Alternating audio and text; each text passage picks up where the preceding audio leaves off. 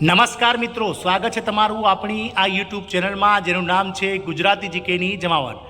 મિત્રો, EPS 95 pension અંતર્ગત pension મેળવતા 78 લાખ કરતાં વધારે કર્મચારીઓ કે જેઓ ઘણા લાંબા સમયથી સરકાર સામે ન્યૂનતમ પેન્શન અને હાયર પેન્શનના મુદ્દાને લઈ અને લડત લડી રહ્યા છે, તેમના માટે મિત્રો ગતરોજ નાણામંત્રી દ્વારા અતિ મહત્વની માંગ જે છે તે સ્વીકારવામાં આવી છે. મિત્રો, આપ સૌને જણાવી દઈએ, ગત 24 ઓગસ્ટના રોજ પ્રધાનમંત્રી નિવાસસ્થાને પ્રધાનમંત્રીની અધ્યક્ષતામાં મળેલી કેન્દ્ર સરકારની કેબિનેટની બેઠકમાં સરકારી કર્મચારીઓ માટે કે જેઓ 1 જાન્યુઆરી 2004 પછી સરકારી સેવામાં જોડાયા છે તેવા કર્મચારીઓ માટે કેન્દ્ર સરકારના 23 લાખ કરતાં વધારે સંખ્યાબળ ધરાવતા કર્મચારીઓ માટે NPSના વિકલ્પ રૂપે UPS એટલે કે યુનિફાઈડ પેન્શન સ્કીમની જે રીતે જાહેરાત કરવામાં આવી છે.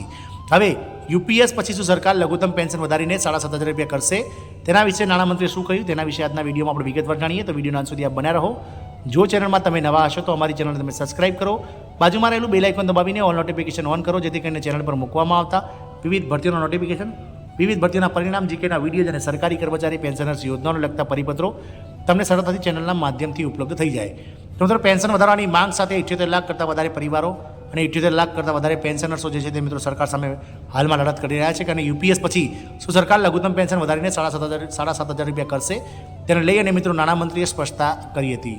આગળ જાણીએ તો મિત્રો, ન્યૂનતમ માસિક પેન્શન UPSની મંજૂરી બાદ ખાનગી ક્ષેત્રમાંથી નિવૃત્ત થનાર કર્મચારીઓના સંગઠન દ્વારા 7,500 રૂપિયા પેન્શનની માંગણીને જોર પકડ્યું છે.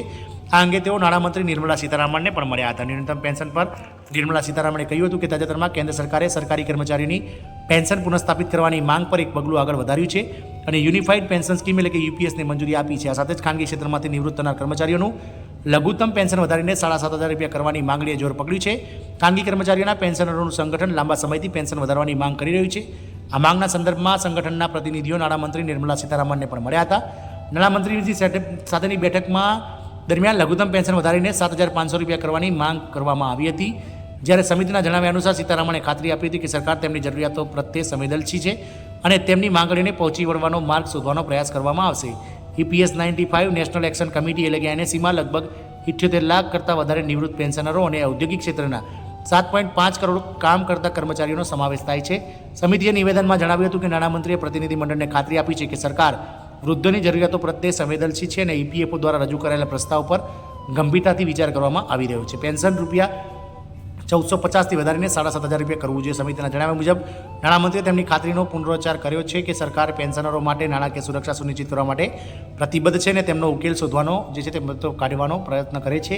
કેન્દ્રીય શ્રમ અને રોજગાર મંત્રી મનસુખ માંડવિયાએ આ અંગે EPS 95 NSC પ્રતિનિધિઓને મળ્યા હતા અને તેમને ખાતરી આપી હતી કે સરકાર તેમની માંગણીઓ પૂરી કરવા માટે જરૂરી પગલાં લેશે.